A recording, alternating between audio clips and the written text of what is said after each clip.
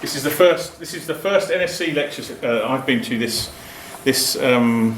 semester, but I'm formally the person organising these things, and I organised a lot of them. I've organised all of them. Last time I couldn't come, but it's good to see you all. We're very lucky today to have Ambassador Husain Haqqani.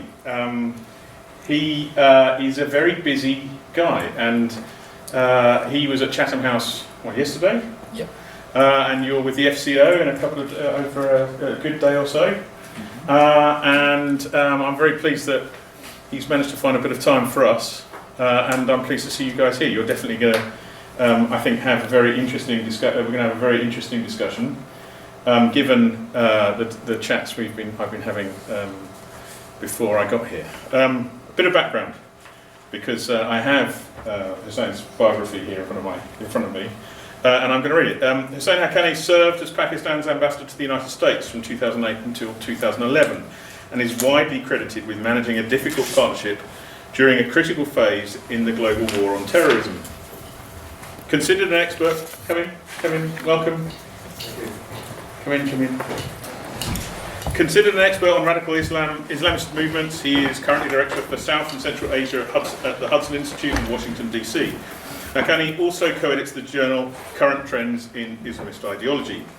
Ambassador Haqqani has been a journalist, academic and diplomat, in addition to serving as advisor to 4 Pakistani prime ministers, including the late Benazir Bhutto.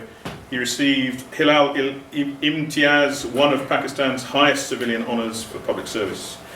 I suspect there might be a couple of reasons. Husain has got a couple of books out, which obviously I'm going to urge you to go and have a look at. 2005, he wrote Pakistan Between Mosque and Military, and 2013 wrote Magnificent Delusions, US, Pakistan, and an Epic History of Misunderstanding. You only have to type Husain Haqqani into Google to find that there is a vast amount of stuff that has been written by Husain, and much of it is worth a good read. And I strongly urge you to go and have a look. Anyway, I'm very pleased to welcome you. If I said about 45 minutes, is that right? Thank you very much. I'm going to try and keep it less than that so that people can ask me more questions. Thank you for that very kind introduction. You know, the great Talleyrand was once asked that you've had many positions. You've been foreign minister. You've been he's probably even been a bishop, etc. So people asked him, so somebody asked him towards the latter part of his life, so having had all those positions and titles, what do people call you now? And he said, nothing good. And sometimes I feel like that when I'm introduced, because it's all in the past. But let me begin by trying and explaining why I chose this title for my talk, which is going to be a book. That's going to be my next book. Let's get a commercial break out of the way right now. There's 2 books out there. Go on Google. Amazon.com will probably give you a pretty good package if you order them both together. They're also available on Kindle. And the paperback has come out now of Magnificent Delusion. The first book talks about Pakistan's unique relationship with radical Islamism. It was written soon after 9/11, 2 or 3 years after that, at a time when many people thought, Pakistan is now going to turn around and is going to become our ally. Remember those days, although some of you are very young, but there was a time when everybody thought General Musharraf is this great messiah, and he's going to sort of turn Pakistan around, and because Pakistan was helping the United States in confronting Taliban or Al-Qaeda, at least so the theory went, so let's continue to support Pakistan. And that didn't happen. In fact, only last week Musharraf gave an interview to The Guardian and confirmed everything that I had written at that time, for which he had called me a traitor at that time. He had described me as a traitor publicly for saying that Pakistan was still supporting the Taliban after 9/11. And he said, well, we did it because of India. And we'll come to that in a minute as to what is the connection between the two. Then my second book is Magnificent Delusions, and the title speaks for itself. It's about the US-Pakistan relationship, and in that I argue that it's a relationship based on a delusion on the part of both. I took the title from a comment that Charles Dickens made when he went to the United States, and he wrote that Washington DC was a city of magnificent intentions. So he described Washington DC as a city of magnificent intentions, and I said, you know what, in foreign policy there is something that can best be described as a magnificent delusion, and the delusion went to the founding of Pakistan. Pakistan, and I don't know if there are people in this room who are of Pakistani origin or have a connection to Pakistan or come from India, which also has a connection with Pakistan. Pakistan is actually a very new country.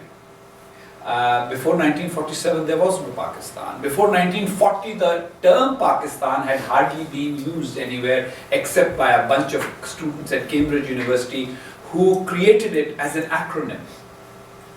It was supposed to be P for Punjab, one part of the region, the Muslim majority regions of in the north or west of India. Not even East Pakistan, or what is now Bangladesh, was included in it, because that would have spoiled the symmetry of the name, because then you would have had to insert a B in the middle and it would have become Pakistan, which wouldn't have sounded good, but more important, it wouldn't have had a meaning. The word Pakistan in Persian ends up having a meaning. It means land of the pure.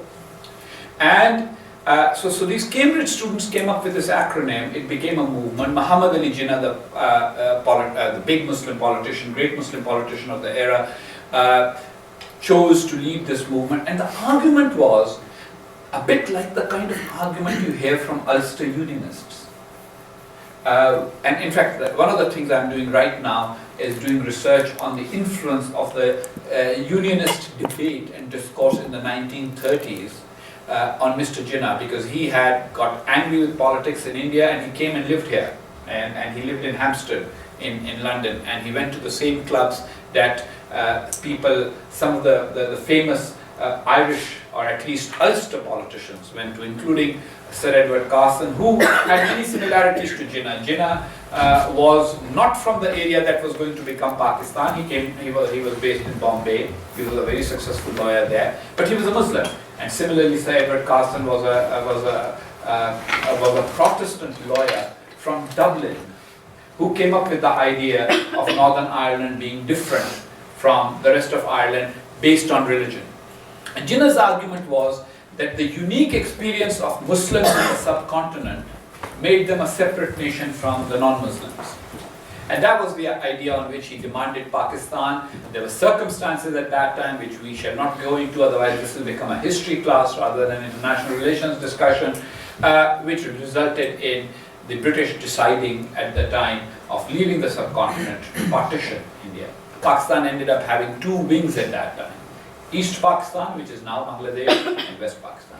But what united everybody in this country? The people of East Pakistan spoke Bengali. They had more in common in terms of language and culture with people in West Bengal, which remained behind in India, than they did with people of West Pakistan. West Pakistan was also comprised of many tribes and ethnic groups. Still is. And then the circumstances of partition were particularly interesting. Pakistan, the new state, got 22% of the population of British India, 17% of its revenue sources, but 33% of its army. Why? Because the British had a policy of recruitment for recruitment of troops for the British Indian Army, which ended up resulting in a situation in which what is today Pakistan accounted for 1/3 of the soldiers that fought in the Second World War in the British Indian Army. So from day one, Pakistan had a paucity of resources, and it had a larger army than its resources could support. And the Pakistanis at that time came up with the idea that they could actually be players in international politics. They could take advantage of their strategic location. In my first book, I describe it as Pakistan wanting to be a strategic rentier state, collecting the rent of its strategic location, telling the great powers of the world, you know what, you have to pay us for being us and for being located where we are. And America became an ally. America accepted Pakistan as an ally. America's preference always was for India, by the way, as an ally. They thought we have much more in common. It's like, you know, you end up marrying somebody and there's somebody else that you actually love. And that person doesn't go away either. Like, they're constantly in your life, and it's a constant tension. And that's how it's been for Americans. They always wanted, India was the prize they wanted as an ally. They thought they had more in common with India. India, as we know, in the last 67 years that Pakistan and India have both existed as independent states, India has been a consistent democracy. Pakistan, on the other hand, has had 4 coups d'etat, 4 military governments. India, after independence, within 2 years wrote a constitution based on the principles of secularism and democracy. Whether they work perfectly or not is besides the point. The point is that they made an effort to do that. They decided to be a non-clerical, non-religious state, and therefore sort of, a country that's home to all kinds of religions and all kinds of ethnic groups. India did not adopt one single national language. They in fact allowed all languages to flourish. So today they have something like 24 official languages. Everybody uses English with all our various accents of the subcontinent. And basically, so the Americans and the British would have preferred India to be the big ally, but Pakistan was the one that was available. And each one of you, especially the young people, know the difference between the desired and the available. And quite often, everybody settles for the available, right? And that's exactly what happened. Pakistan ended up being an ally, and that's how, in my opinion, Pakistan's dysfunction started. If very early on, Pakistanis had realized we have only 17% of the resources compared to 22% of the population, and we are a multi-ethnic population, we should actually think about keeping all these various ethnic groups together. Yes, we have come together as a country in the name of religion, but very frankly, the moment you start forming a state on the basis of religion, debate starts about what type or kind of religion is going to be implemented. It's very interesting that the subcontinent, there are more than 100 sects and sub-denominations in Islam. There's a big denominational divide between Shia and Sunni, but among Sunnis also there are many scholarly arguments. And if this was an Islamic studies class, which I would not have ventured to teach, but I would have given you some interesting and funny examples. For example, there is a sectarian divide among Sunni Muslims over the question, reminiscent of the kind of debates that Christianity used to have about how many angels can dance on a pin. There's a whole argument about whether Prophet Muhammad had a shadow or not. So, when you have those kinds of religious divisions, how do you create a state, a modern state, a modern government on the basis of that religion? So Pakistan actually should have thought differently, but they didn't. It was easier.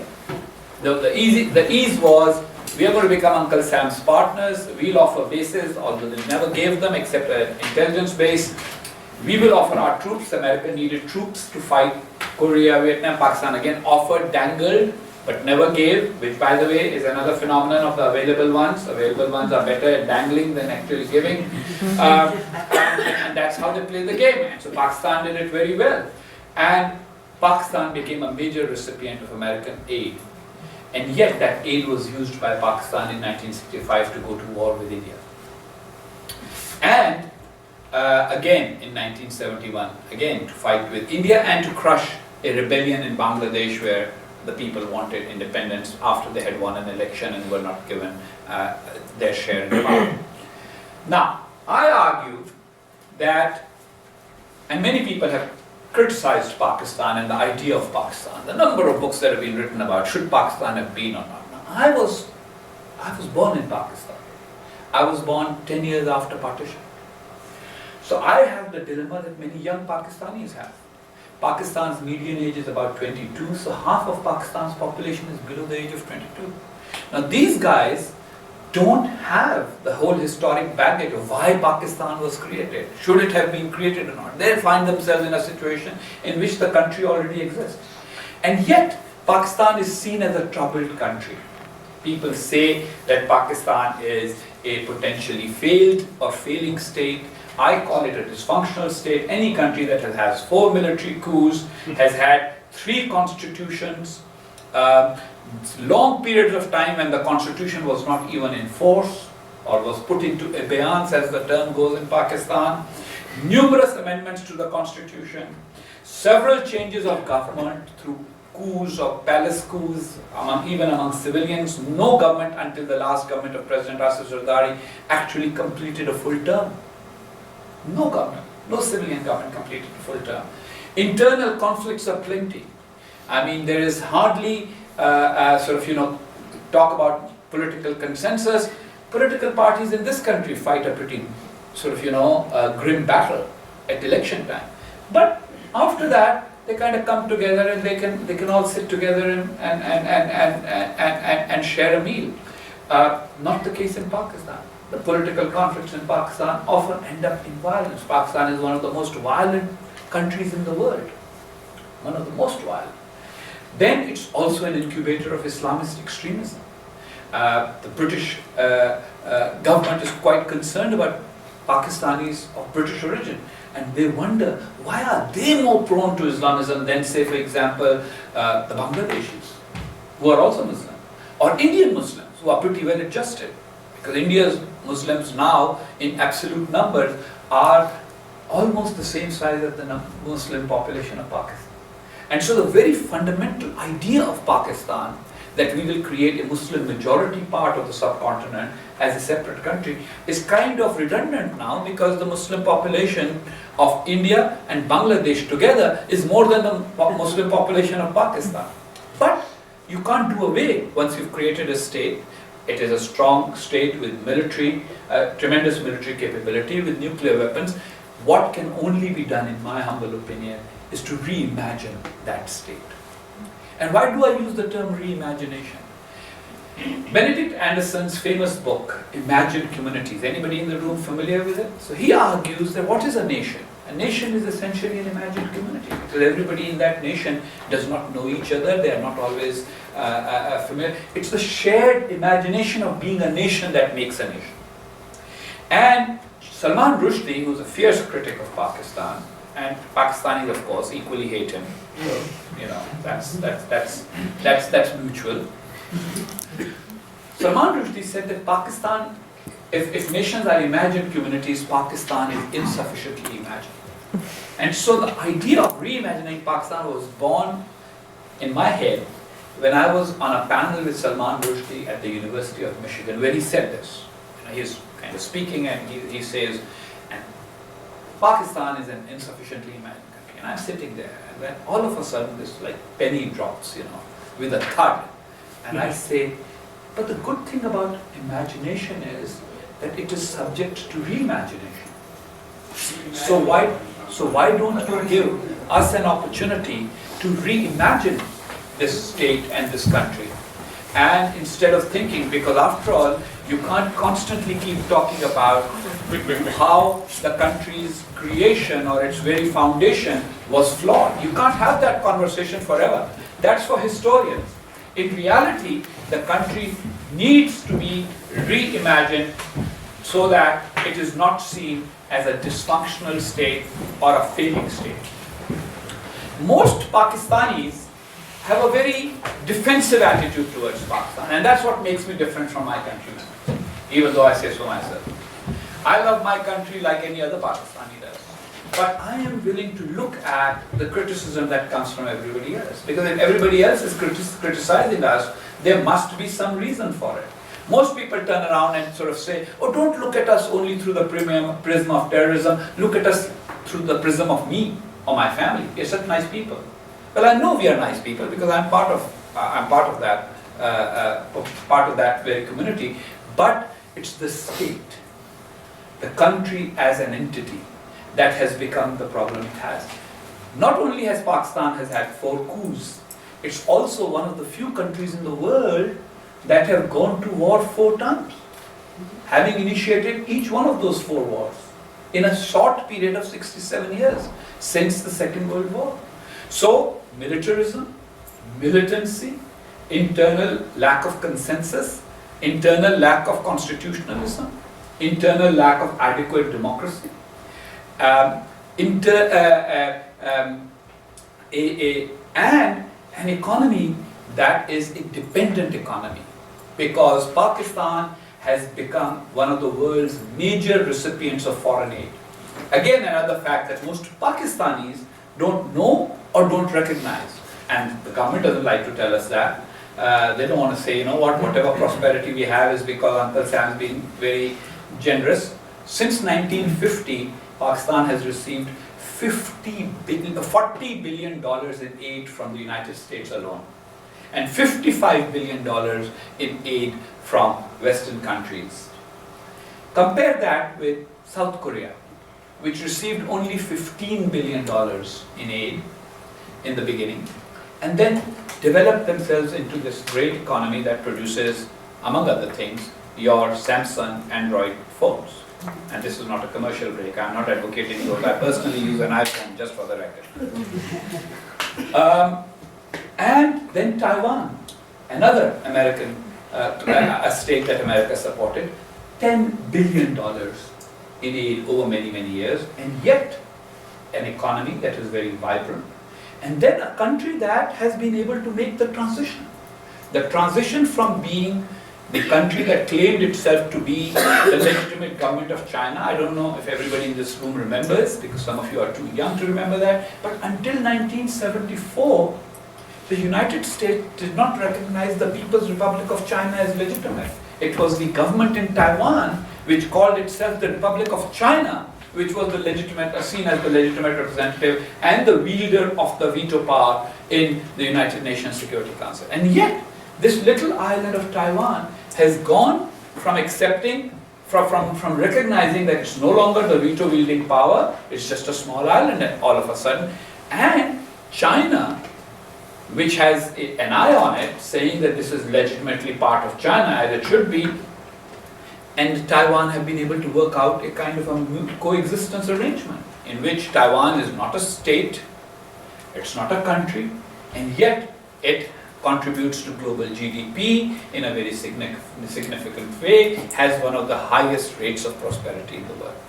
So all of these things have been kind of working, and they've been, cooking in my head for years. Why is it that smaller amounts of aid have resulted in greater prosperity in South Korea and Taiwan? Why is it that Taiwan is able to give up militarism and actually compromise with China, out of which it has come, and to which it realizes it belongs? And Pakistan, on the other hand, is beset with all these problems. Now, the problems don't just end there. Pakistan has other problems. Young population, but young population, what is the biggest asset if you have a young population? You train them, they are potential workforce. But although Pakistan's population is so young, only 15% of children between the age of 5 and 15 complete primary education, 5 years of education. Compare that with 92% in India, 96% in Bangladesh, 98% in Sri Lanka. You get the idea. That is a very large, yes, it's a large young population, but it's not a large young population that is being trained to be skilled workers. We will end up having a large young population vying for unskilled labor jobs. Economic productivity does not increase with large pools of unskilled labor. Economic productivity of a country rises with skilled workers and the ability to produce the ability to add value. Pakistan is one of the world's largest producers of cotton. But guess which country in the subcontinent is a bigger exporter of cotton textile products than Pakistan? Bangladesh, which does not produce an ounce of cotton. How did they manage to do it? Higher literate population, they went for the value addition. What they did was they trained a lot of educated women, instructions on the board in front of them so that they could follow, so that if Benetton or Gap or whoever else wants to get their stuff produced there, those specifications can be met by these educated people, and they are producing garments rather than turning cotton into yarn. Now, if you have a pound of yarn and it's worth $1, you make it into yarn, it becomes $3. You make it into cloth, it becomes $10 worth. But if you make it into clothes, depending on what is the brand name, they can sell for anything. The same cotton in a dress, without a label, sells for much less, but with a fancy label can sell for more. So Bangladesh has been able to do value addition, Pakistan has not. And so all of these things require an explanation. Why has Pakistan not been able to be the success story others have been able to? After all, Bangladesh was part of Pakistan until 1971. So the country that Pakistan came out of, India, is doing all right. Democracy and doing okay on the economic front, producing a better and more educated population. More people do a PhD in Indian universities each year than have done PhDs in Pakistan since 1947. The number of PhDs produced in Pakistan in 67 years is equal to the number of PhDs, or a little less than the number of PhDs produced in India every year. So looking for this explanation, I came upon the explanation. And the explanation was that Pakistan at its inception decided to make itself into an ideological state. If you read any Pakistani school textbook, even a grade 4 textbook, it will describe Pakistan as Pakistan was created for Islam. It is an ideological state. And the reimagining of Pakistan that I advocate is based on the presumption that Pakistan can actually shed its ideological baggage. Individuals can be pious. A community can be religious. But a state by definition has to be secular. Because how is the state going to make people into religious or pious individuals? Any attempt to do that will only be tinged with hypocrisy, as has been the case in Pakistan, constantly and consistently. You just keep making rules that you don't follow, or you follow them only partially. So for example, a lot of Christians and Ahmadis and Hindus in Pakistan end up in prison on charges of blasphemy, several of them on death row. And yet, the ruling elite, country has prohibition, by the way.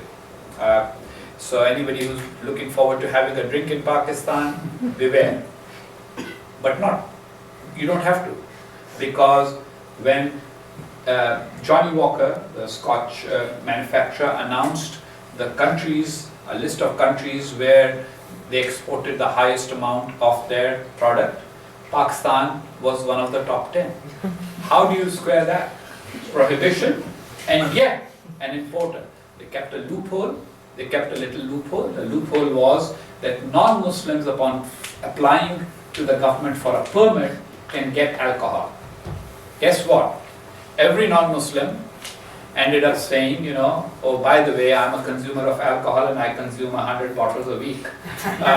And there's a huge bootlegging operation. So that all of these contradictions, I don't think serve the Pakistani state well. My whole argument is that Pakistan needs to reimagine itself first as a non-ideological state, as a pluralist state. Now some people say, how are we going to do that? If we give up this insistence on an Islamic identity, then what is different between us and India? And I cite the example of other places where similar divisions resulting from history have actually worked out. What's the difference between the French-speaking part of Belgium and France? Apart from the fact that one makes better chocolate. Not really. Ethnically, linguistically, there's not so much difference. The modern state of Belgium came into being in 1830. 67 years later, which is in 1897, Belgium was, there's two communities, the Flemish and the Walloons. Why was Belgium able to survive, and why has Pakistan struggled to survive? My argument is that because Belgium did not think of competing with its much larger neighbors. So the first part of Pakistan's story that requires reimagination is revisiting the ideology. The second part is this constant competition with India. Pakistan cannot win this competition. It simply cannot. Pakistan and India have a population size difference of 1:6. economy size difference of 1:10, which is growing, with India's economy growing at a faster rate than Pakistan. The foreign exchange or hard currency reserves of the two countries have a difference ratio of 1:20. I already told you about the PhDs and the educated population and the skilled workforce difference. So what you end up having in case of Pakistan is an ideological state trying to impose national identity from the top, basing that national identity on religion, and then opening a Pandora's box of what form that religion will take in the political sphere, and trying to compete with a country which is much larger than Pakistan. The only thing Pakistan has been able to compete successfully with India is in nuclear weapons. And again, we all know in this room, hopefully we all know, that it's a weapon that is least likely to be used. So Pakistan has acquired a nuclear deterrent, keeps on increasing its warheads to be head-to-head with India. If they have 120 warheads, we're going to have 122. I don't know if anybody noticed, but in 1998, it's a funny story by the way, in 1998 when India tested its nuclear weapons, Pakistan decided to test as well. Now India announced that they had 4 tests. So guess how many tests Pakistan did? 5. Absolutely. You see, can't be behind them. When the Pakistani cricket team loses to the Indian cricket team, there is national mourning. I mean, in a country where the mourning after more than 100 kids get slaughtered at a school, the mourning doesn't last 2 days. But the loss to India in a cricket match is a major disaster. There's demands for inquiry commissions. Did they actually sell out? Did they? No, they just played badly and lost, for God's sake. I mean, the ball didn't spin as much as it should have. That's it. That's not how things are seen in Pakistan in terms of the competition with India. Pakistan's Islamist identity has actually resulted in a serious cleansing of the country of its minority. In 1947, what is today Pakistan would have ended up with almost 23% non-Muslims. Hindus, Sikhs, Christians, and then very small smatterings of Zoroastrian Parsis in Karachi and people like that. Well, the partition riots resulted in a massive pushing out of the Hindus and Sikhs into India. And of course, Muslims in Indian side of Punjab were also pushed out. So Indian Punjab no longer has Muslims. But the rest of India, by and large, still has a substantial Muslim population. And in fact, the percentage of Muslims in India's total population has increased since partition. But in Pakistan, in 1947, it should have been 23. Guess what is the percentage now? Just a wild guess. 1.5? 1.5 for Hindus, but in the meantime, Pakistanis have also by constitution declared a sect, the Ahmadi sect, as non-Muslims. So that has kind of increased the numbers. So the total population of quote-unquote non-Muslims under the Pakistani constitution, or groups described as non-Muslim under the Pakistani constitution, comes to be about 3% of the total population. But that's a pretty bad number. 23% of the total population down to 3%. Pakistan needs to embrace its diversity. Recently, so first it was the Ahmadis, now I don't know how many of you have been following, but there's a whole clamor for declaring the Shias as a non-Muslim minority, and there's been a lot of sectarian attacks on Shias and Shia mosques and everything. It's an unending process. You start by saying this one is not pure enough, then this one is not pure enough, then this one is not pure enough. The pursuit of purity will end up making the land of the pure a cauldron of violence and nothing else. And so my vision for a reimagined Pakistan would be a non-ideological state, a state that accepts its size and wants to exercise power only commensurate with its size. Every nation wants to be a powerful country, but no country can be a great power based on foreign aid, for God's sake. If you cannot have a self-sufficient, or not self-sufficient, but a functioning economy, then you certainly do not have the right to claim great power status. But Pakistan would rather deny India the great power status, which is one of the things that Pakistan keeps doing. For example, in the UN Security Council reform process, whenever it is said that India should be considered as a potential permanent member, Pakistan says, no, there's no need to change the number of permanent members. Not because Pakistan is a candidate. Pakistan isn't going to be a candidate. Whatever. Any way you shuffle this deck of cards, the ace that sort of makes Pakistan a permanent member of the United Nations Security Council isn't going to come. It's just not going to come up.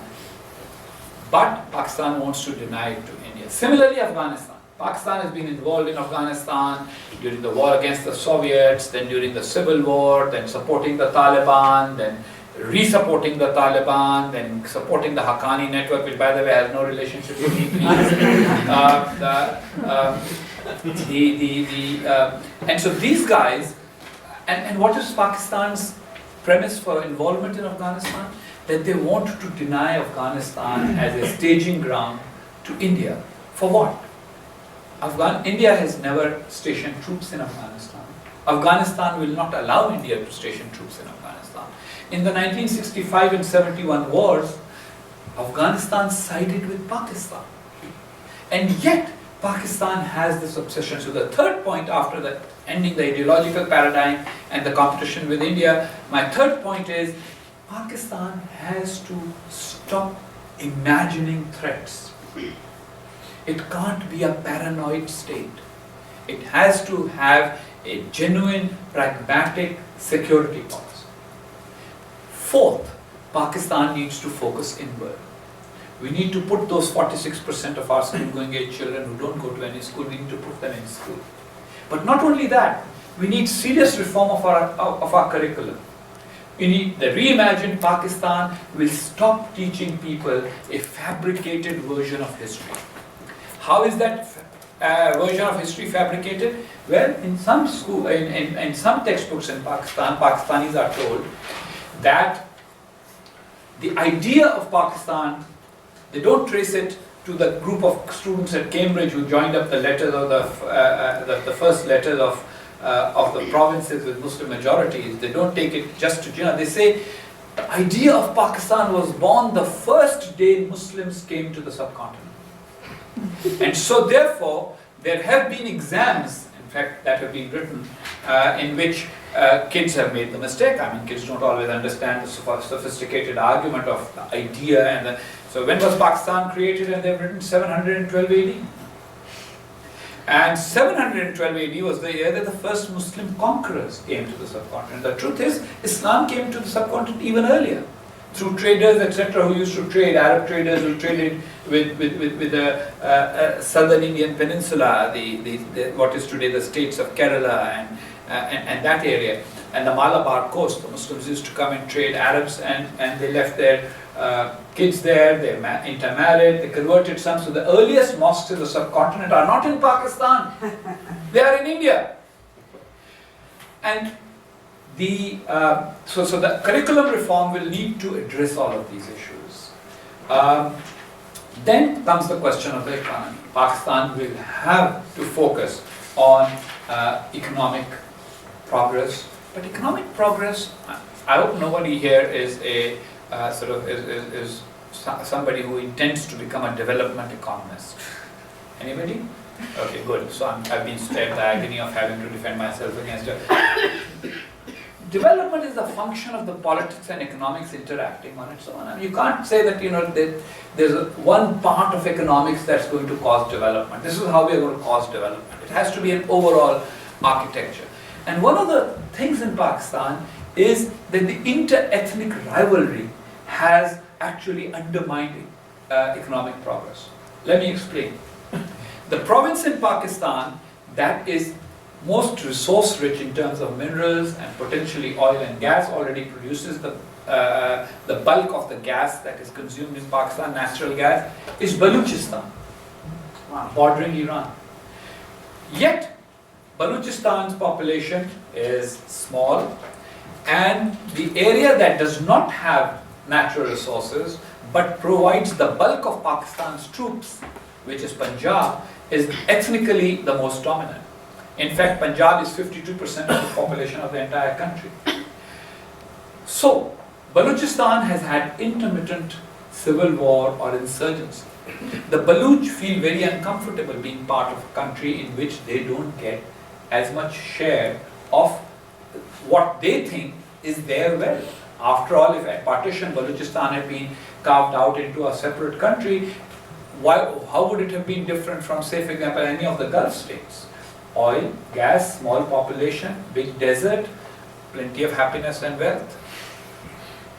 But just because they became part of Pakistan, they feel they were deprived of that. So their insurgencies, their resistance has caused a situation in which oil and gas companies come to Pakistan. They are given concessions to look for oil and gas in that area, but then their engineers get kidnapped, they are unable to continue with it and they pull out. So except the discoveries that were made very early on, like in the 50s when the Sui fields were discovered from which the gas in Pakistan, natural gas is provided, no significant discoveries of oil and gas have been possible in Balochistan, even though most scientists feel that that there is oil and gas there, because after all, it's adjacent to Iran and there must be a potential for discovery of natural resources there. So the inter-ethnic issues have to be resolved for Pakistan to be able to tap all its resources.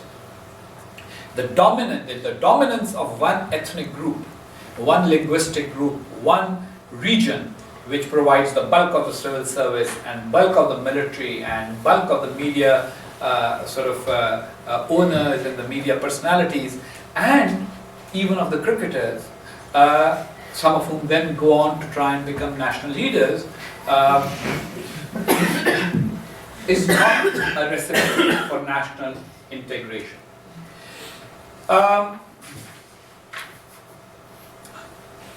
So how will this reimagining ever take place then? You know, that's the natural question. I'm going to try and sort of summarize now so that then we can open it up to questions, because we are coming up to that moment where I should open it up. I think that the reimagining process will need some courage on the part of Pakistan's civilian leaders, but above all on the part of Pakistan's military. The military has dominated Pakistan since its inception. I already told you how they were more numerous, they needed more resources. And they have benefited primarily from the Cold War. They offered, they got assistance for that. The last engagement period was under General Musharraf, when the Americans hoped that Pakistan will help fight terrorism, just as it had helped create terrorism earlier in fighting the Soviets. Pakistan did not. Pakistan wants to be able to use the jihadist elements for leverage against India. It wants that leverage in Afghanistan, it wants that leverage in Kashmir. We will talk about Kashmir, I'm sure somebody will ask me a question, so I'm not going into it and not dwelling on it. But Pakistan wants leverage, and on the nuclear level, Pakistan feels there is a deterrence with India. Conventional military capability, India has tremendous advantage. So how does Pakistan try and gain advantage? It gains advantage with sub-conventional capability, which is jihadi terrorists. But terrorism is now hurting Pakistan.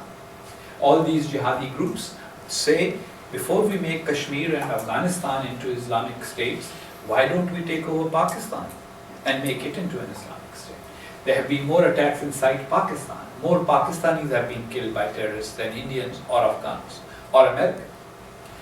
The international community is now slowly walking away from Pakistan. I mean, they're interested in Pakistan, but they can't keep pouring money into Pakistan. So if the Pakistani military can show some foresight, and by the way, I mean, when you take your professor's advice and Google my name, you'll find a lot of stuff that is also controversial stuff also, because the Pakistani military and I, this is the official disclosure part, that we don't get along, put it mildly. And we don't get along for a reason. I say that Pakistan needs a military that is commensurate with its size as a nation, with its needs. In 1971, before 1971, Pakistan had a bigger border. We had the border of West Pakistan, but we also had the border of East Pakistan. At that time, the size of our military was half the size of the military we now have for half the country. And you can't, just as an individual can't sort of exercise just one arm, and you lift weights and you just keep making one arm muscular and then let the rest of the body atrophy. You can't have one institution that is powerful and everything else that is in decline. That is a recipe for disaster. So I am offering this vision of a new, of a Pakistan that is reimagined as a pluralist, non-ideological state, at peace with India, at peace with Afghanistan, a country that accepts India for being larger than itself, that freezes its conflicts instead of insisting on resolving them first, and reaches the point where Pakistan and India can trade like Canada and the United States, with open borders, with similarities of language and culture. I mean, does anyone in this room know the difference between an Indian curry and a Pakistani curry? I mean, unless it's the South Indian curries, North Indian curry and a Pakistani curry is the same thing. If the owner of the restaurant is Pakistani, he says Pakistani restaurant. If it's Indian, he says Indian. And if he's a Bangladeshi, he says South Asian. But the same curry, the cultural similarities should be an asset rather than a cause for conflict. And the Pakistan military's role would have to be curtailed, and the ubiquitous inter-services intelligence agency would have to, its wings would have to be clipped for a reimagined Pakistan to emerge. I'm going to stop here now because I'm sure that there has been some food for thought in my conversation and that there will be some tough questions for me. Thank you all very much.